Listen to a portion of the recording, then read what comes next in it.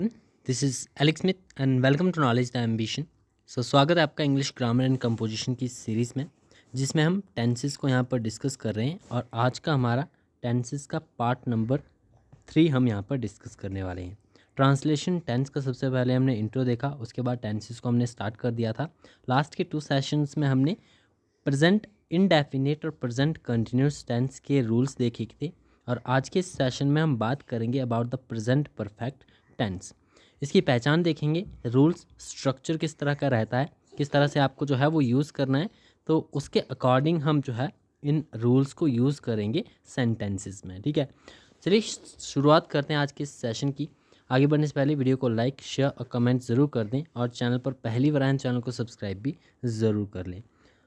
तो बात करते हैं about the present perfect tense. ठीक है, प्रेजेंट परफेक्ट टेंस आप यहाँ पर सबसे पहले पहचान करना सीखोगे कि प्रेजेंट परफेक्ट टेंस जो है वो किस तरह से पहचाने जाते हैं। यदि आपको हिंदी में कोई भी सेंटेंस दिया रहेगा और उन वाक्यों के अंत में जो है ये शब्द आते हैं, जैसे कि चुका है, चुकी है या फिर चुके हैं, तो इस तरह के जो शब्द हैं ये इन सेंटेंसेस के अंत में आते हैं, तो आप सिंपली पहचान पाओगे ये जो है वो प्रेजेंट परफेक्ट टेंस हैं। ठीक है, और इसके अलावा अब अगर बात करें तो लिया है, दिया है, आया है, इस तरह के शब्द भी इन वाक्यों के अंत में आते हैं, तो वो आपके जो है वो प्रेजेंट परफेक्ट टेंस बनते हैं। ठीक है,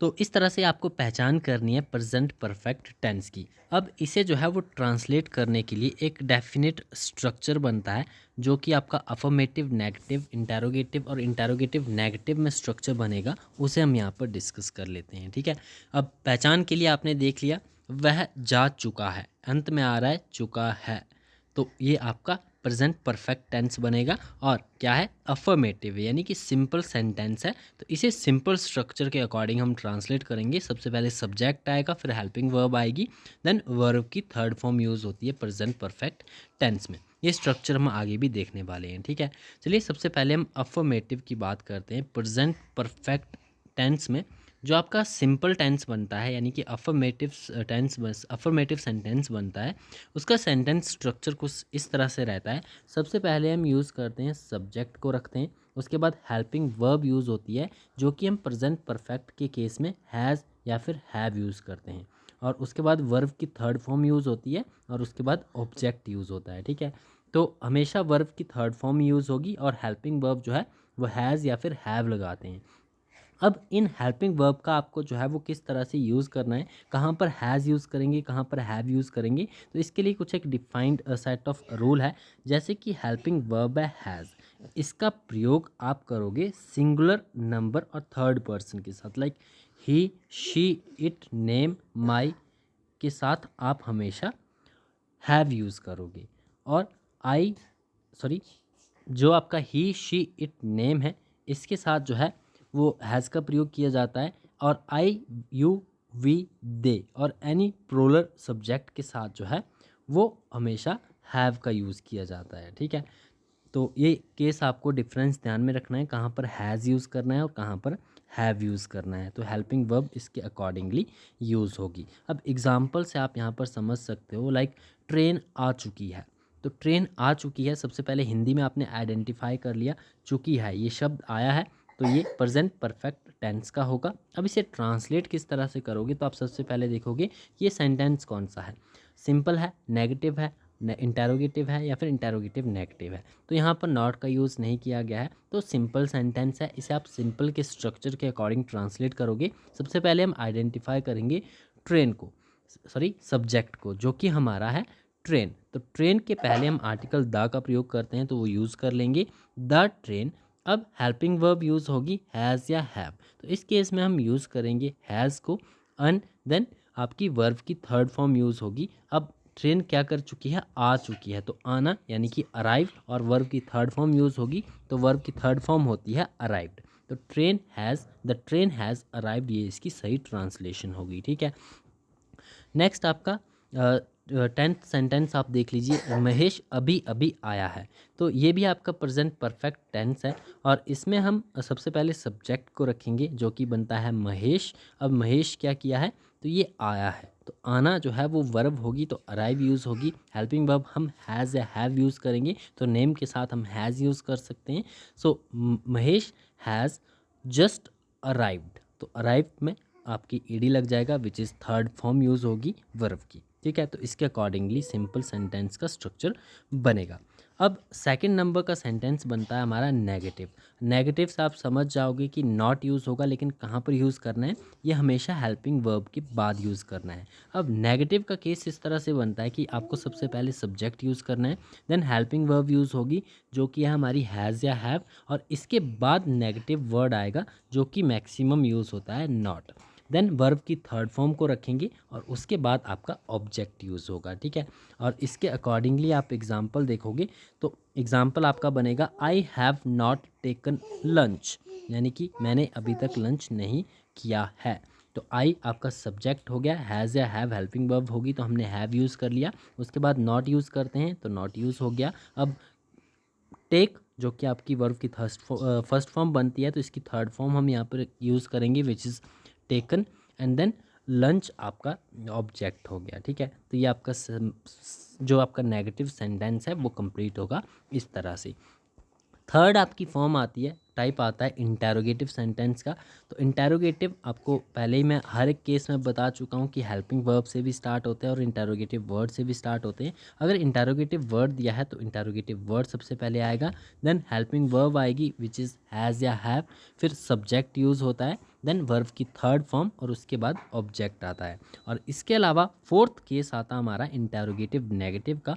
इस केस में हम नॉट जो है वो सब्जेक्ट के बाद यूज़ करते हैं। ठीक है, तो ये कॉमन है, कई बार मैं आपको बता चुका हूँ तो हम बार बार इसे रिपीट नहीं करेंगे। ठीक है, तो हेल्पिंग वर्ब मेनली आपको ध्यान में रखनी है, हैज़ या हैव यूज़ होगी अकॉर्डिंगली, और जो आपका वर्ब की फॉर्म है वो थर्ड फॉर्म हमेशा परफेक्ट के केस में यूज़ होती है। ठीक है, और यही केस आपका पास्ट और फ्यूचर में भी इसी तरह से, केवल हेल्पिंग वर्ब जो है वो चेंज हो जाती है, वर्ब आपकी परफेक्ट के केस में थर्ड फॉर्म ही यूज़ की जाती है। ठीक है, अब यहाँ पर देखिए कुछ एक इम्पॉर्टेंट नोट्स हैं। लाइक प्रेजेंट परफेक्ट टेंस की विशेषता ये होती है कि इसमें कार्य जो है वो पूर्ण हो चुका होता है, लेकिन हम कार्य का प्रभाव जो है वो वर्तमान में महसूस करते हैं। ठीक है, like I have completed my work. अब वर्क जो है वो कंप्लीट हो चुका है, लेकिन इसका प्रभाव हम अभी बोलने में महसूस कर रहे हैं। ठीक है, तो इस तरह का जो है वो केस बनता है, इस तरह की सिचुएशन बनती है प्रेजेंट परफेक्ट टेंस के केस में। ठीक है, देन सेकंड एग्जाम्पल कहता है he has lost his pen. अब देखो उसका पेन जो है वो खो चुका है, ये कार्य हो चुका है संपन्न, लेकिन उसका प्रभाव जो है वो अभी भी महसूस कर रहा है बोलने में। तो ऐसे केसेस में जो है ये आपका पूरा प्रेजेंट परफेक्ट टेंस में ये केस सिचुएशन बनती है। ठीक है, नेक्स्ट हम देखते हैं कुछ एक important uses in various situation.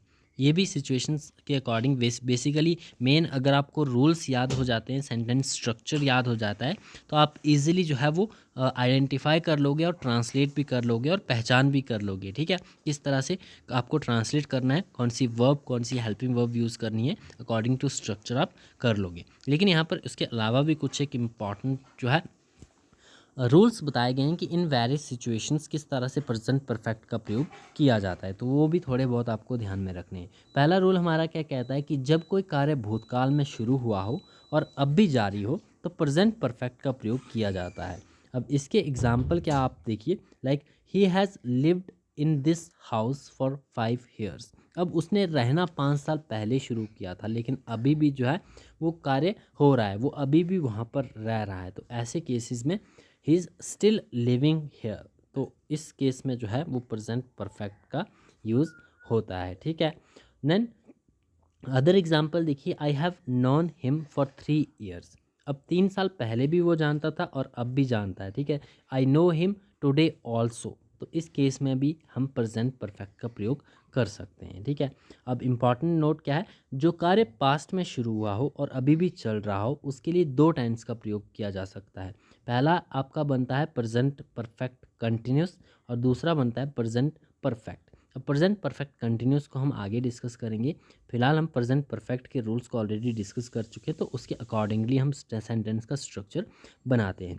अब कुछ वर्ब जिनका प्रयोग कंटिन्यूस फॉर्म में नहीं किया जा सकता, उनके लिए प्रेजेंट परफेक्ट का प्रयोग करना उचित रहता है। ऐसी वर्ब के बारे में पूर्व में प्रेजेंट कंटिन्यूस के अंतर्गत बताया गया है। ठीक है, सेकंड रूल हमारा क्या कहता है कि प्रेजेंट परफेक्ट का प्रयोग ऐसी स्थिति में भी किया जाता है जिनके कार्य के पूर्ण होने का समय नहीं दिया गया हो एवं कार्य पूर्ण जो है वो नहीं हुआ हो। ठीक है, और इसका पता नहीं चलता है। जैसे कि have you read Hamlet, like he has been to America.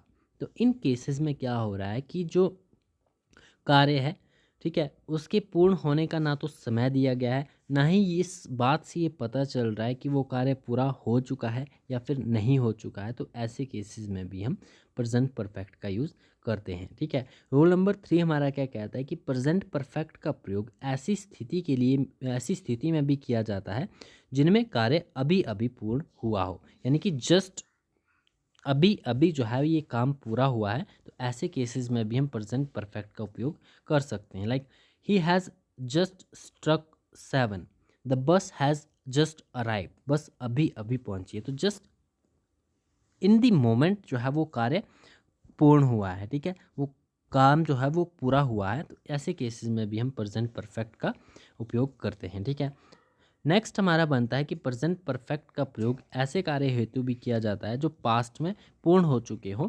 लेकिन हमें उन कार्यों का प्रभाव वर्तमान में महसूस हो रहा हो। ये रूल हम पहले भी जान चुके हैं कि ऐसे कार्य जो कि पहले यानी कि पास्ट में पूरे हो चुके हैं, लेकिन उन कार्यों का प्रभाव जो है वो वर्तमान में भी महसूस किया जा सके। ठीक है, देन रूल नंबर 5 हमारा क्या कहता है कि yet, always, never, already, up to now, today, often, several times, lately, recently, so far और दी एवर, इनका प्रयोग जो है वो प्रेजेंट परफेक्ट में किया जाता है। जैसे कि have the children gone to school yet. अब येट जो है इस केस में ये कुछ एक वर्ड्स हैं। ठीक है, सिंप्लीफाई किया जा रहा है रूल को कि अगर ये वर्ड्स यूज़ होते हैं सेंटेंस में तो वो आपका जो है प्रेजेंट परफेक्ट का केस हमेशा बनाते हैं। ठीक है, like have you ever been to Russia और I have never been down a mine. ठीक है, तो ये केसेस जो है वो प्रेजेंट परफेक्ट में यूज़ होते हैं। नेक्स्ट हम बात करते हैं नेक्स्ट रूल की, निम्न प्रकार के सेंटेंस स्ट्रक्चर में भी प्रेजेंट परफेक्ट का प्रयोग किया जाता है। अब वो सेंटेंस स्ट्रक्चर क्या बनते हैं, this, it, that, is the first, second, third, only, best, worst. इस तरह के केसेस जब यूज़ होंगे तो वहाँ पर भी प्रेजेंट परफेक्ट का उपयोग किया जाता है। Like this is the best whisky I have ever drunk. ठीक है, और देखिए एक और एग्जांपल देखिए, दिस इज या that is, like that is the fifth banana you have eaten so far. तो ये सब केसेस है, लाइक दिस इज हो, दैट इज, इट इज, और the second, third, only, best, worst. इस तरह के सेंटेंस स्ट्रक्चर अगर बनते हैं तो वो आपकी प्रेजेंट परफेक्ट का केस बनाते हैं। सेवन्थ रूल हमारा क्या कहता है कि इट इज़ के साथ प्रेजेंट परफेक्ट का प्रयोग सेंटेंस स्ट्रक्चर में किया जा सकता है। जैसे कि it is 3 years since I have seen her. Next eighth number rule हमारा क्या कहता है कि प्रेजेंट परफेक्ट का प्रयोग सामान्यतः पत्र लेखन में किया जाता है। ठीक है, और पत्र लेखन, we have carefully consider your request and have decided to take the action as per following. ठीक है, अब मेनली जब हम एक लेटर लिखते हैं तो उसमें मोस्ट ऑफ द केसेस में प्रेजेंट परफेक्ट का ही प्रयोग किया जाता है। ठीक है, किसी पास्ट एक्शन के लिए वार्तालाप हो या सामान्यता, इसमें सामान्यता जो है प्रेजेंट परफेक्ट में ये शुरू किया जाता है। Like where have you been, I have been to the cinema. ठीक है, किसी भी अगर हम पास्ट के एक्शन की बातचीत कर रहे हो तो उस केस में भी हम प्रेजेंट परफेक्ट का उपयोग करते हैं। ठीक है, प्रेजेंट परफेक्ट से ही मोस्टली शुरू किया जाता है। ठीक है, एंड देन टेंथ रूल क्या कहता है कि वाक्य में कंडीशनल क्लॉज के साथ प्रेजेंट परफेक्ट का टेंस का प्रयोग फ्यूचर टाइम को व्यक्त करता है। Like I can't decide until I have discuss the matter with my wife. देखो फ्यूचर टाइम को ये व्यक्त कर रहा है जब भी कंडीशनल क्लॉज के साथ प्रेजेंट परफेक्ट टेंस का प्रयोग किया जाएगा। देखो like I will come as soon as I have finished writing this letter. अब I will come as soon as, अब कंडीशनल क्लॉज यहाँ पर लगा दिया गया है प्रेजेंट परफेक्ट टेंस का एक साथ, ठीक है। Like I have finished writing this letter, तो ये अब लेटर जो है उसका फ्यूचर टाइम में ख़त्म होगा। तो यही बताया जा रहा है कि कंडीशनल क्लॉज के साथ प्रेजेंट परफेक्ट टेंस का प्रयोग जब भी होता है तो वो फ्यूचर टाइम को व्यक्त करता है हमेशा, ठीक है। देन कुछ एक और इम्पॉर्टेंट यहाँ पर रूल्स दिए गए हैं इसके, ये भी आप एक बार रीड आउट कर लीजिएगा।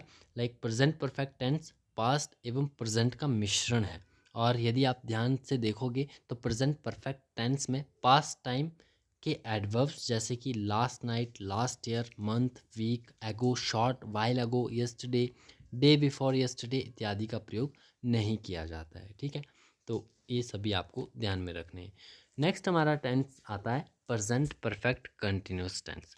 प्रेजेंट परफेक्ट कंटिन्यूस टेंस के भी यहाँ पर हम इम्पॉर्टेंट रूल्स एक बार देख लेते हैं, ठीक है। इसके बाद हम प्रेजेंट टेंस को ख़त्म कर देंगे, पास्ट को शुरुआत करेंगे। ये भी सिंपल ही है, आपको सबसे पहले पहचान ध्यान में रखनी है। तो प्रेजेंट परफेक्ट कंटिन्यूस की पहचान कैसे करते हैं, तो सबसे पहले यदि आप तीनों टेंसेस में लाइक प्रेजेंट हो, पास्ट हो या फिर फ्यूचर हो, अगर प्रेजेंट परफेक्ट कंटिन्यूस की पहचान अगर आप करना चाहो तो एक बात का आपको ध्यान में रखना है कि इसमें हमेशा समय दिया रहता है, ठीक है। और ऐसे कार्य हेतु जो कुछ समय पूर्व से लगातार जारी है और अभी तक पूर्ण नहीं हुए हों, इसके लिए हम प्रेजेंट परफेक्ट कंटिन्यूस का प्रयोग करते हैं, ठीक है। परफेक्ट कंटिन्यूस मेनली आपको ध्यान में रखना है, इसमें जो हमेशा समय दिया रहता है। तो समय अगर दिया है तो आपको सबसे पहले यही ध्यान में दे रहे हैं कि वो परफेक्ट कंटिन्यूस हो सकता है। बाकी सिंपली आप टेंस को आइडेंटिफाई कर लोगे, पास्ट है, प्रेजेंट है या फिर फ्यूचर है। हम बात कर रहे हैं प्रेजेंट परफेक्ट कंटिन्यूस टेंस की, तो इसकी पहचान कैसे करते हैं। अगर हिंदी का सेंटेंस दिया है तो इन वाक्यों के अंत में से रहा है, से रही है, से रहे हैं आदि शब्द जो है वो दिए रहते हैं, ठीक है। से रहा है, से रही है, से रहे हैं, ये शब्द आपको ध्यान में रखने। इस तरह के शब्द वाक्यों के अंत में आते हैं तो वो आपके प्रेजेंट परफेक्ट कंटिन्यूस टेंस होते हैं, ठीक है। और इनको हम अकॉर्डिंगली स्ट्रक्चर के अकॉर्डिंग जो है वो ट्रांसलेट करते हैं या आइडेंटिफाई करते हैं। तो सबसे पहले हम बात करते हैं अफर्मेटिव की। प्रेजेंट परफेक्ट कंटिन्यूस का अफर्मेटिव सेंटेंस किस तरह से बनता है। सबसे पहले आता है सब्जेक्ट, देन आती है हेल्पिंग वर्ब। अब हेल्पिंग वर्ब जो है वो आपकी सेम जो हमने परफेक्ट टेंस में यूज़ की थी वही यूज़ होती है, लाइक हैज़ या हैव, लेकिन इसके साथ बीन जोड़ दिया जाता है, लाइक हैज़ या हैव प्लस बीन। और वर्ब की फर्स्ट फॉर्म में आईएनजी का प्रयोग किया जाता है, ठीक है। लाइक ये केस आपका कंटिन्यूस और परफेक्ट का मिक्सचर बनता है, ठीक है। परफेक्ट में हमने हेल्पिंग वर्ब यूज़ की थी हैज़ या हैव, उसके साथ एक एडिशन हमने कर दिया बीन का। और कंटिन्यूस का जो हमने वर्ब की फर्स्ट फॉर्म में आईएनजी यूज़ किया था वो यहाँ पर यूज़ कर लेंगे। उसके बाद आता है आपका ऑब्जेक्ट, देन सिंस या फिर फॉर यूज़ किया जाता है और साथ में टाइम यूज़ करते हैं, ठीक है। तो टाइम लास्ट में रहता है, जब भी आप ट्रांसलेट करोगे टाइम हमेशा लास्ट में शो करोगे, ठीक है। एक एग्जाम्पल से इसे हम समझते हैं, लाइक वह 2 घंटे से खेल रहा है। सबसे पहले आइडेंटिफाई करेंगे कि कौन सा टेंस है, तो से रहा है हमने पहचान लिया, ये प्रेजेंट परफेक्ट कंटिन्यूस टेंस है।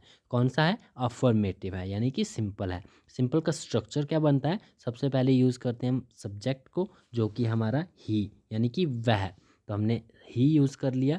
उसके बाद हम क्या यूज़ करते हैं, हेल्पिंग वर्ब जो कि यूज़ होती है हैज़ या हैव। तो ही के साथ हमने देखा था हम यूज़ करते हैं हैज़ हेल्पिंग वर्ब को, और बीन हमने यूज़ करना ही है तो बीन यूज़ कर लिया। देन वर्ब की फर्स्ट फॉर्म, अब इसमें वर्ब क्या है, क्या कर रहा है, वो खेल रहा है, तो वर्ब आएगी प्ले।